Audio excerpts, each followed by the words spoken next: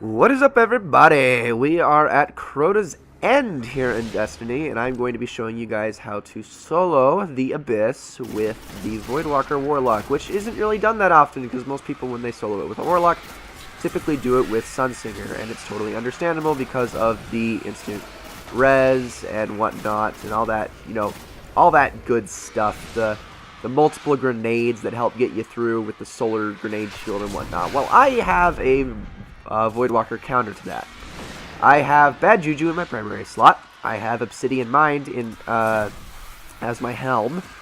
And I've got Vortex Grenades, as well as the Vortex version of Nova Bomb, which will act as shields throughout this entire thing.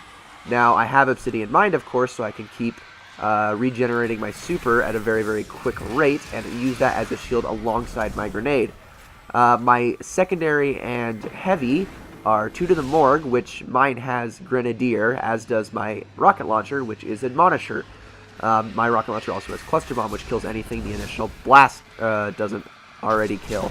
And that's the reason I'm using these two, so I can basically use my secondary and heavy to get my grenades up really quickly, and Bad Juju to get my my super up very quickly. Although Obsidian Mind does most of the work anyway. So that is what I am running. It's pretty simple, pretty self-explanatory. You use the bombs and the vortex as a shield. I have the perk set so that the vortexes last longer, both for the grenades and the Nova Bomb, so that well, I can have a longer lasting shield. And then, actually do some stuff while the shield's up, like, if I need to use a heavy ammo synth, or even switch weapons, or reload, and all that good stuff. And also pick off some enemies to get my my super and my grenade back up.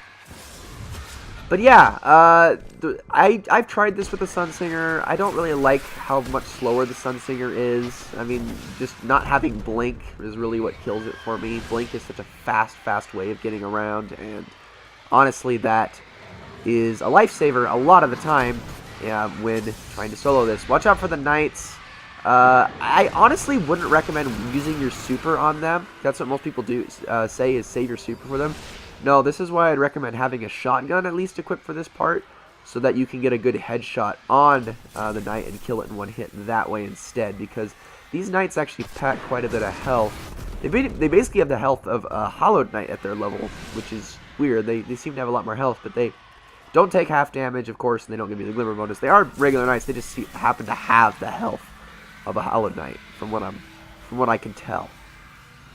That being said, the reason I did this is because I still can't raid. I am restricted to a Type 3 NAT, and that is not changing anytime soon. And until then, I'm just going to have to learn to do this solo. Thankfully, Crota's End is possible to solo. Vault of Glass, unfortunately, is not. I'm still working on the strats for the next two, for the bridge segment, and then, of course, the Crota fight himself. And whenever I can get those down, I will show those. But for now, this is the Abyss. Someday I'll be able to do a full raid. I think the only way I could do it right now is if somehow I could get a group together, and instead of chatting through the PS4, we chatted using Skype. That's probably the best way it can be done, or something like Skype.